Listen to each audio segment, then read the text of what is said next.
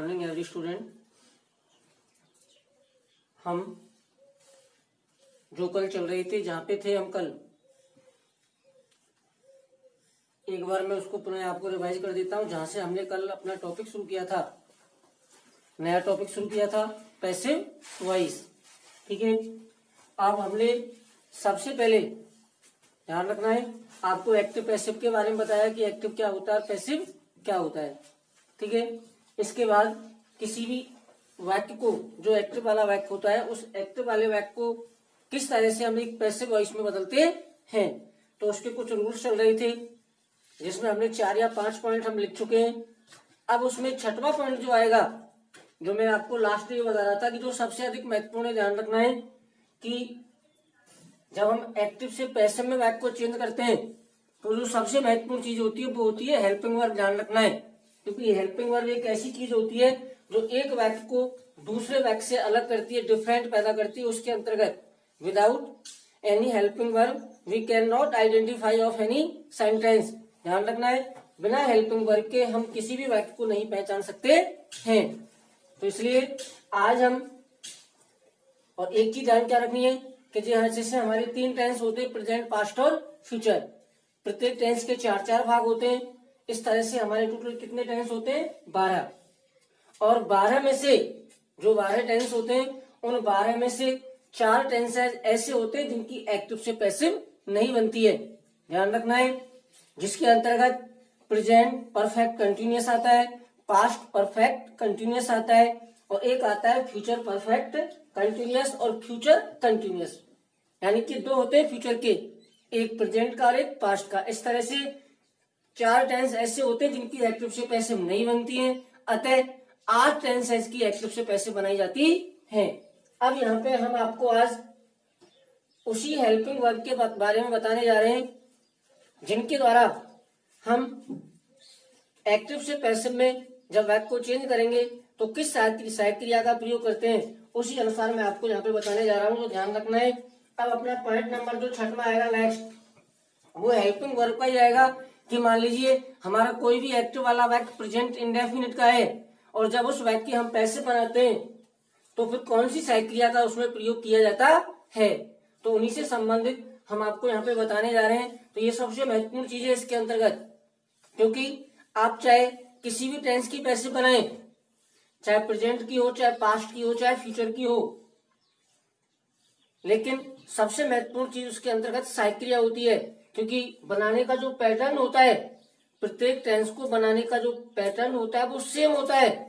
वही कर्म को कर्ता बनाते हैं, कर्ता को कर्म बनाते हैं, वही क्रिया की थर्ड फॉर्म का प्रयोग करते हैं, लेकिन प्रत्येक वाक्य में, प्रत्येक टेंस में अलग अलग सहायक क्रिया का प्रयोग होता है।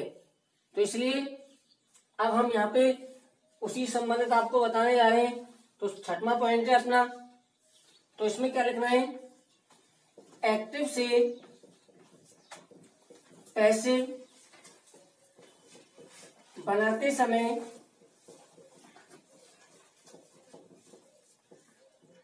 एक्टिव से पैसिव बनाते समय, एक्टिव से पैसिव बनाते समय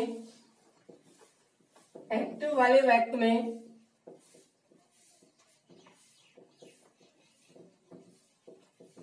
एक्टिव से पैसिव बनाते समय एक्टिव वाले वाक्य में दी गई सहायक क्रियाओं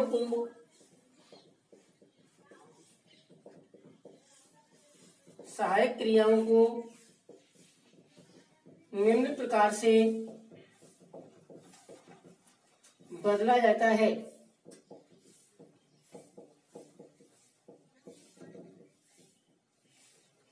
अब इसमें तो जब हम किसी वाक्य को एक्टिव से पैसिव में बदलते हैं, तो पैसिव में बदलते समय ये ध्यान रखना है कि एक्टिव वाला वाक्य किस टेंस में, सबसे पहली चीज तो इसमें यही आती है कि हमें एक्टिव वाला वाक्य पहचानना है। जब तक एक्टिव वाले वाक्य को हम नहीं पहचानेंगे तो उसकी पैसिव कैसे बना सकते हैं, हमें पता ही नहीं पड़ेगा कि इसमें कौन सी सहायक क्रिया हमें लगानी है। तो पहली चीज आती है कि एक्टिव वाले वाक्य का टेंस पहचानो, और जब आपको उस वाक्य के टेंस का पता चल जाएगा तो आप स्वतः ही उसमें पैसिव बनाते समय सहायक क्रिया का प्रयोग कर सकते हैं। तो इसी तरह से हम यहाँ पे उसी संबंधित आपको बताने जा रहे हैं। तो देखिए किस तरह से इसमें हम हेल्पिंग वर्ब का प्रयोग करते हैं एक्टिव से पैसिव बनाते समय।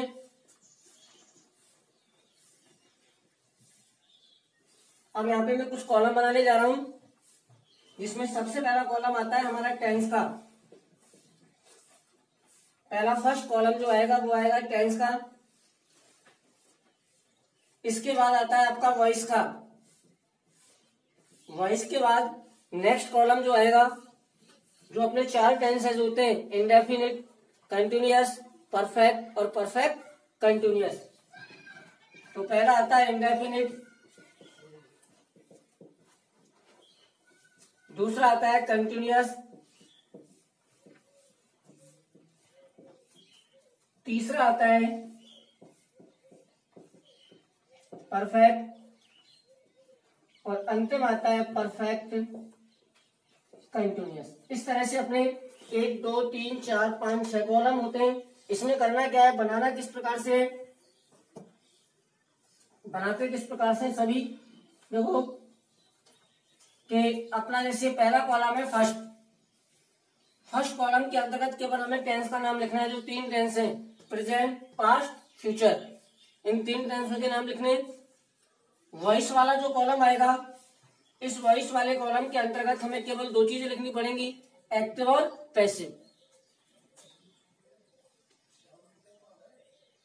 फिर इंडेफिनिट टेंस आएगा, जिससे प्रेजेंट का कर रहे हैं तो प्रेजेंट इंडेफिनिट हो जाएगा।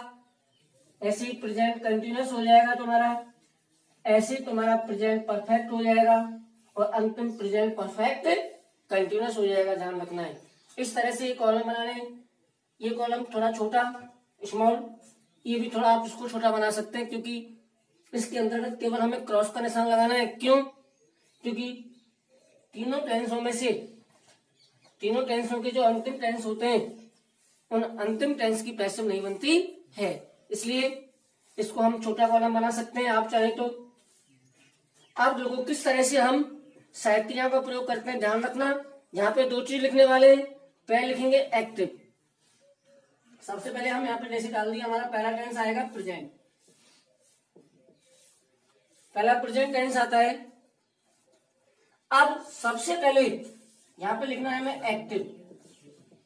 एक्टिव में क्या लिखेंगे हम कि हमारा जो एक्टिव वाला वाक्य होगा, प्रेजेंट इंडेफिनिट का जो एक्टिव वाला वाक्य होगा, उसमें कौन कौन सी सहायक क्रिया आती, कैसे पता चलेगा कि ये हमारा वाक्य प्रेजेंट इंडेफिनिट है। तो सबसे पहले हम एक्टिव वाला जो वाक्य आएगा हमारा, उस एक्टिव वाले वाक्य में क्या सहायक क्रिया आती है तो उसको लिखेंगे। जैसे मान लीजिए आपका वाक्य नेगेटिव या इंटरोगेटिव है तो उसमें जोड़ा जाती है। ध्यान रखना, यदि मान लो हमारा प्रेजेंट इंडेफिनिट का एक्टिव वाला वाक्य नेगेटिव या प्रश्नवाचक है तो उसके अंतर्गत डू या डज का प्रयोग होता है, और इनके साथ हमेशा ध्यान रखनी है फर्स्ट फॉर्म आती है। यदि मान लो वह वाक्य साधारण है तो वर्ब की फर्स्ट फॉर्म में एस या ईएस का प्रयोग होता है। दोनों चीजें मैं आपको बता रहा हूं कि अगर हमारा वाक्य साधारण है एक्टिव वाला, तो उसकी क्रिया की फर्स्ट फॉर्म में अगर कर्ता एक वचन है तो एस या ईएस आपको मिलेगा, और यदि बहुवचन है तो केवल क्रिया की फर्स्ट फॉर्म आएगी, उसमें एस या ईएस नहीं आता है। और यदि आपका वाक्य नेगेटिव या इंटेरोगेटिव है तो डू या डज का प्रयोग होता है। ध्यान रखना। ऐसे प्रेजेंट कंटिन्यूअस, इसके अंतर्गत इज, आर, एम, इन तीनों सहायक क्रियाओं का प्रयोग होता है। एक्टिव वाले वाक्य में एक वचन है करता तो इज, बहुवचन है तो आर, और आई के साथ एम आता है। प्लस जो क्रिया होती है उसकी फर्स्ट फॉर्म में आईएनजी लगी होती है। ध्यान रखना, ये प्रेजेंट कंटिन्यूअस का एक्टिव वाला वाक्य हो गया। ऐसे प्रेजेंट परफेक्ट पे आ जाओ, एक वचन के साथ है जाता है और बहुवचन के साथ हैव का प्रयोग होता है, प्लस दोनों के साथ हमेशा क्रिया की थर्ड फॉर्म आती है। अब ये इस तरह से आपका एक्टिव वाला वाक्य हो गया। इसमें क्रॉस लगा देंगे क्योंकि इसकी पैसिव नहीं बनती है, तो ध्यान रखना ये एक्टिव वाले वाक्य में आएंगी तुम्हारी। अब क्या करेंगे हम, अब इनको हम पैसिव में बदलेंगे। ध्यान रखना है, अब वाक्य को हमें पैसिव में बदलना है। अगर मान लीजिए प्रेजेंट इंडेफिनिट का वाक्य दिया हुआ है और उसको हम पैसे में बदल रहे हैं, तो क्या करना है कि अगले टेंस की जो साइक्रिया आएगी, अगले टेंस की जो साइक्रिया आएगी, उस अगले टेंस की साइक्रियाओं का प्रयोग हम प्रेजेंट इंडेफिनिट के वाक्यों में करते हैं, ये ध्यान रखना। बताएंगे आपको, एग्जाम्पल देंगे किस तरह से। तो जब इस टेंस की हम पैसिव बनाएंगे तो साइक्रिया इज, आर और एम का प्रयोग करते हैं। ये ध्यान रखने वाली चीज है कि जब हम प्रेजेंट इंडेफिनिट के वाक्यों की पैसिव बनाते हैं तो सहायक क्रिया इज, आर, एम का प्रयोग किया जाता है प्लस वर्ब की थर्ड फॉर्म।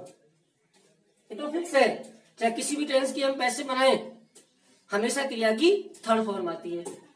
इधर आ जाओ, अगर मान लीजिए प्रेजेंट कंटिन्यूअस के वाक्यों की पैसिव बना रहे हैं तो सहायक क्रिया इज, आर, एम, इन तीनों का प्रयोग होता है, और लेकिन इन तीनों के साथ हम बीइंग लगाते हैं, इज बीइंग, आर बीइंग और एम बीइंग। ध्यान रखना तीनों के साथ हमेशा बीइंग आती है, प्लस वही वर्ब की थर्ड फॉर्म आएगी।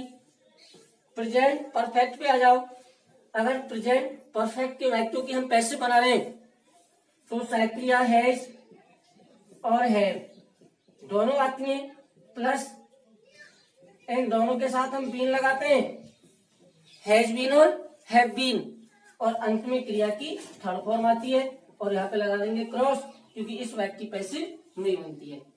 तो इस तरह से हमें हमारा जो प्रेजेंट टेंस है उस प्रेजेंट टेंस के वाक्यों की पैसिव बनानी है। दोनों चीजें आपके सामने है, ये एक्टिव वाला हो गया, और उसको पैसिव में किस तरह से चेंज करेंगे, किन सहायक क्रियाओं का प्रयोग करेंगे, तो वो आपके सामने मैंने इधर इस कॉलम में लिख दी। अब आता है नेक्स्ट आपका पास्ट टेंस। सबसे पहले वही सेम इसी तरह से, पहले आ गया आपका एक्टिव, ठीक है। अब देखो पास्ट इंडेफिनिट का जो एक्टिव वाला वाक्य होता है उसमें क्या आता है, अगर वाक्य उसी तरह से नेगेटिव या इंटेरोगेटिव है तो सहायक क्रिया हमेशा डराती, ध्यान रखना। यदि आपका वाक्य पास्ट इंडेफिनिट में नेगेटिव या इंटेरोगेटिव है तो सहायक क्रिया डिड का प्रयोग करते हैं, और डिड के साथ हमेशा फर्स्ट फॉर्म आती है, ध्यान रखना।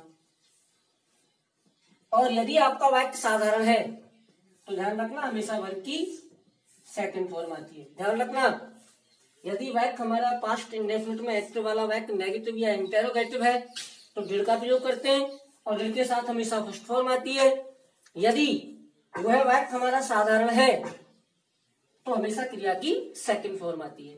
अब आ जाओ पास्ट कंटिन्यूअस पे, वाज और वर, एक वचन के साथ वाज आती है, बहुवचन के साथ वर, प्लस वर्ब की फर्स्ट फॉर्म में आईएनजी लगी हुई होती है। पास्ट परफेक्ट में क्या होता है, हैड, और हैड के साथ वर्ब की थर्ड फॉर्म आती है। पास्ट परफेक्ट में अकेली होती है सहायक क्रिया, ध्यान रखना। हैड एक वचन के भी साथ है और बहुवचन के साथ भी हैड आती है, और क्रिया की थर्ड फॉर्म, और इधर लगा देंगे अपन क्या, क्रॉस। अब ये एक्टिव वाले वाक्य हो गए हमारी, ठीक है ना। अब इसकी पैसिव बनाएंगे हम।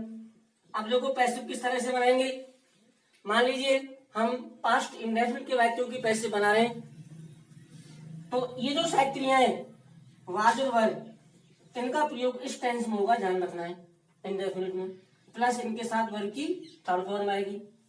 अगर हम पास्ट कंटिन्यूअस के वाक्यों की पैसिव बनाते हैं तो वाज और वर दोनों आती हैं, लेकिन दोनों के साथ हम बीइंग लगाते हैं और प्लस वर्ब की थर्ड फॉर्म आती है।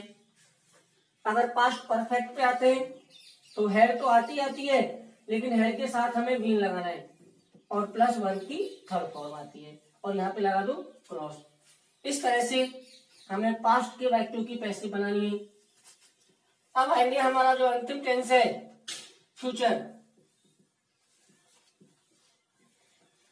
फ्यूचर टेंस वही लिखेंगे इसी तरह से। सबसे पहले एक्टिव, देखो फ्यूचर इंडेफिनिट के एक्टिव वाले वाक्य जो होते हैं उनके अंतर्गत सहायक क्रिया विल या सेल आती है।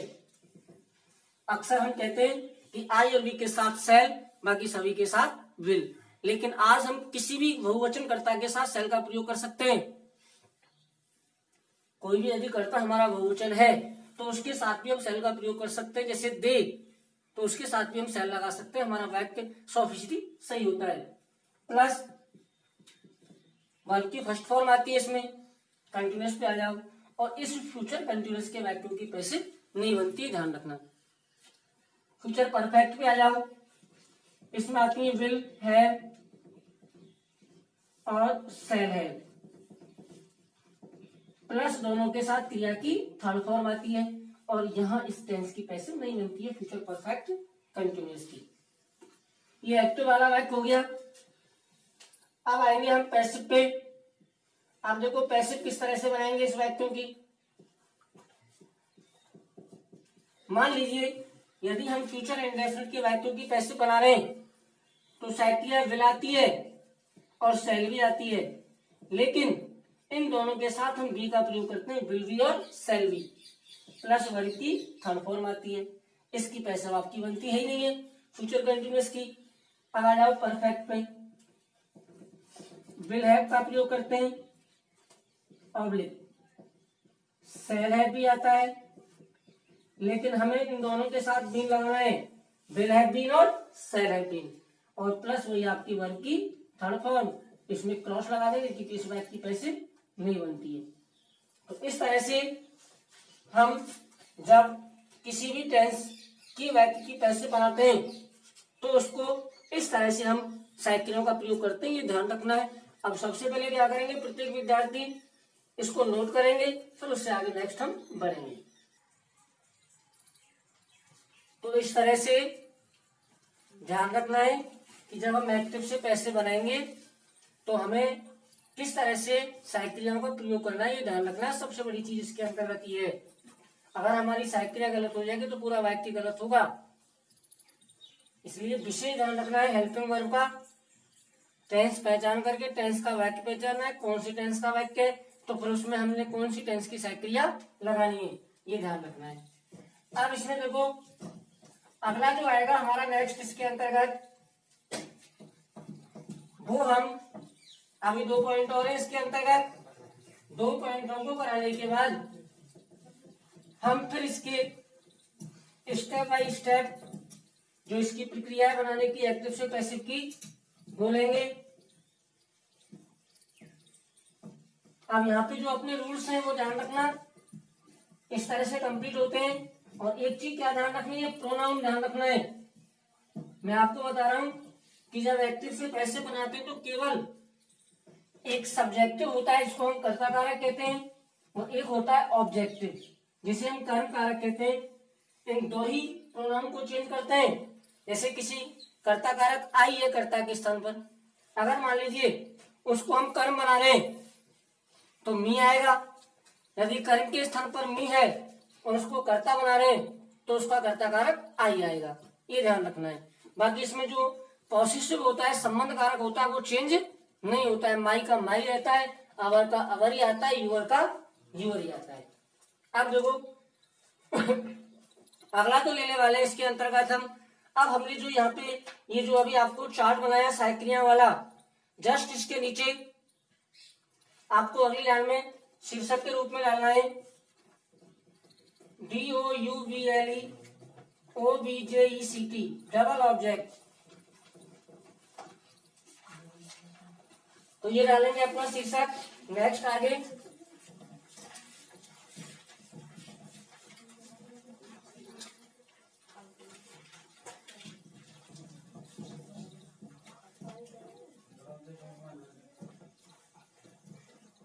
आप देखिए डबल ऑब्जेक्ट क्या होता है। हमारा एक्टिव वाला वाक्य जो होता है, एक्टिव वाले वाक्य में कभी कभी क्या होता है कि जो वर्ब होती है, क्रिया होती है, उस क्रिया के बाद एक या एक से ज्यादा एक कर ऑब्जेक्ट होता है तो कोई प्रॉब्लम आती नहीं है कर्ता बनाने में। लेकिन उस क्रिया के बाद 2 या 2 से ज्यादा कर्म होते हैं तो हम जब पैसिव बनाते हैं तो अब 2 या 3 जो ऑब्जेक्ट दे रखे हैं क्रिया के बाद, उसमें से किस ऑब्जेक्ट को हम सब्जेक्ट बनाते हैं तो वो यहाँ पे है, तो उसके बारे में बता रहे हैं। देखिए कैसे बनाते हैं, फिर इसको लिखेंगे, यदि एक्टिव वाले वाक्य में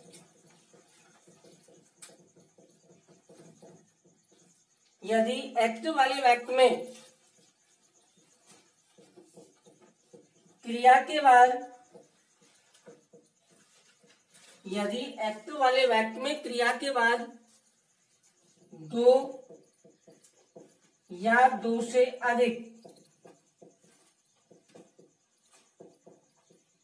यदि एक्टिव वाले वाक्य में क्रिया के बाद दो या दो से अधिक कर्म दिए हुए हैं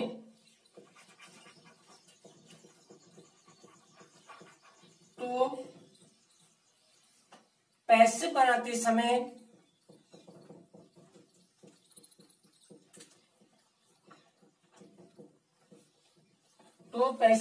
समय हमेशा, ऑलवेज, हमेशा क्रिया के बाद दिए गए पहले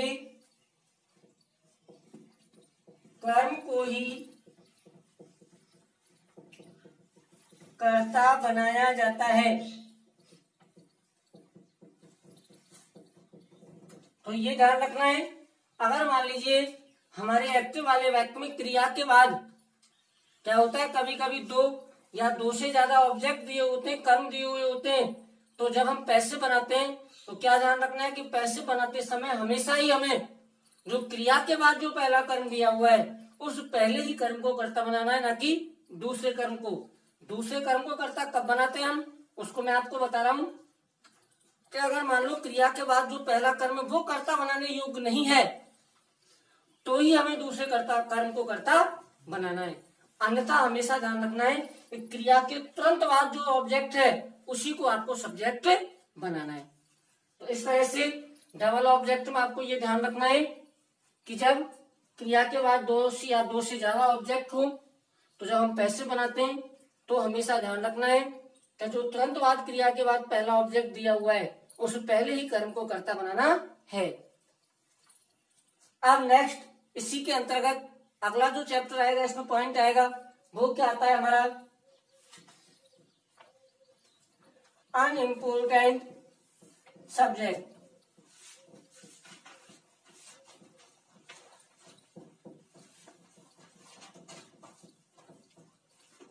अनइम्पोर्टेंट सब्जेक्ट क्या होता है वो सुनिए। तो जैसे मान लो हमारा एक्टिव वाला वाक्य है, पहली बात तो यह है कि कुछ सब्जेक्ट ऐसे होते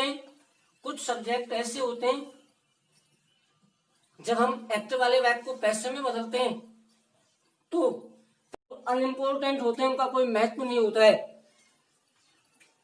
तो इसलिए हम क्या करते हैं कि एक्टिव वाले वाक्य में कर्ता के स्थान पर जो भी हमारा अनइम्पोर्टेंट सब्जेक्ट होता है, अन्य महत्वपूर्ण जो कर्ता होता है, उसको क्या करते हैं हम पैसिव बनाते समय कर्म के स्थान पर नहीं लिखते, उसे छोड़ देते हैं।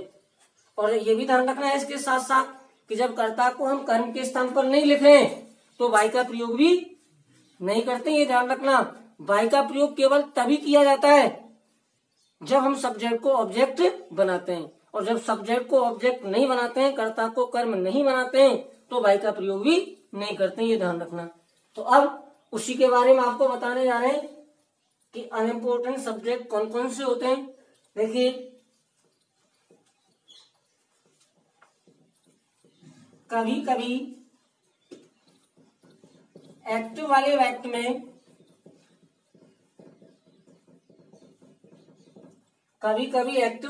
में कर्ता के स्थान पर,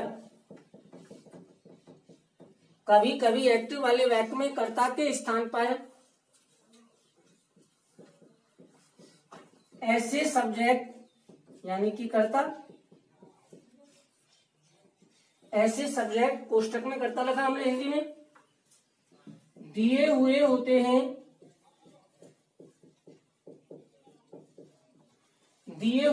हैं जिनका पैसिव बनाते समय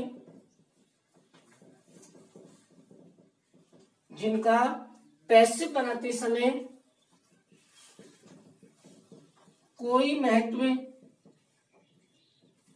नहीं होता है,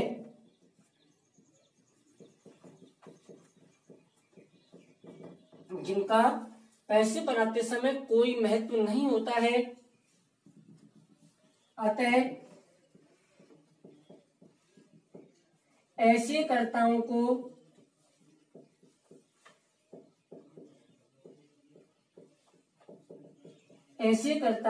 पैसे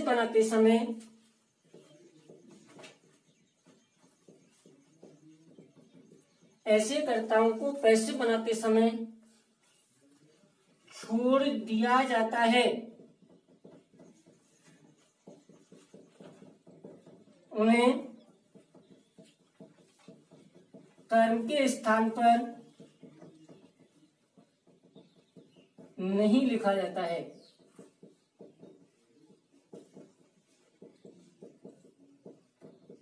तो ये ध्यान रखना है कि कुछ कर्ता ऐसे होते हैं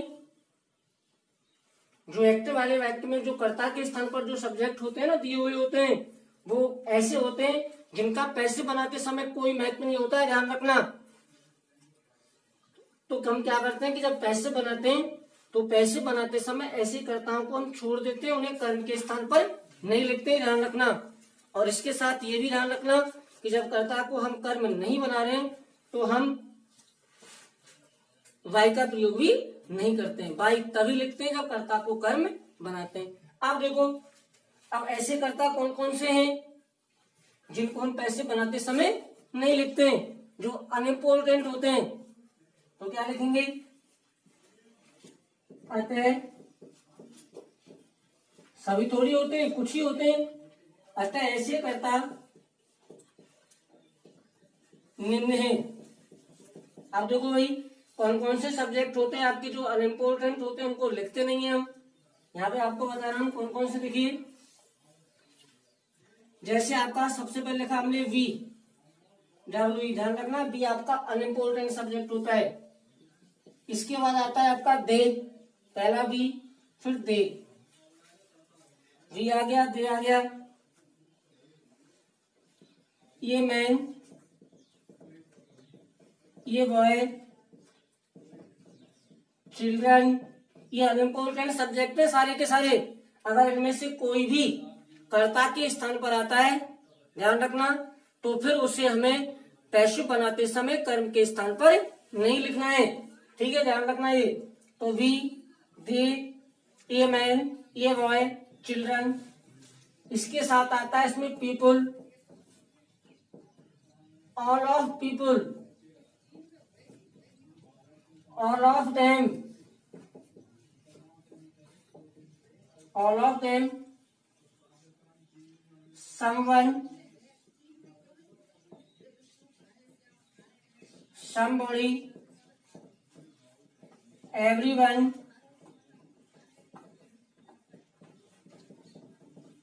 everybody, anyone और anybody। ये ध्यान रखना, ये ऐसे सब्जेक्ट हैं जो मैंने यहाँ पे लिखे हैं ब्लैक बोर्ड पे। ये ऐसे सब्जेक्ट हैं जो अनइम्पोर्टेंट होते हैं। ध्यान रखना, ये सारे के सारे अनइम्पोर्टेंट हैं। यदि इनमें से कोई भी, ये जो मैंने लिखे हैं, इनमें से कोई भी कर्ता यदि तुम्हारे एक्टिव वाले वाक्य में कर्ता के स्थान पर आता है, तो जब उस वाक्य को हम पैसे बनाते हैं, उस वाक्य की पैसे बनाते हैं, तो ऐसे कर्ताओं को छोड़ देना है, उन्हें कर्म के स्थान पर नहीं लिखना है। और जब कर्ता को नहीं लिखना है तो वाई को भी नहीं लिखना है। तो इस तरह से इसको नोट करेंगे, और नोट करने के साथ साथ आज का जो टॉपिक है उसको हम यही समाप्त करते हैं।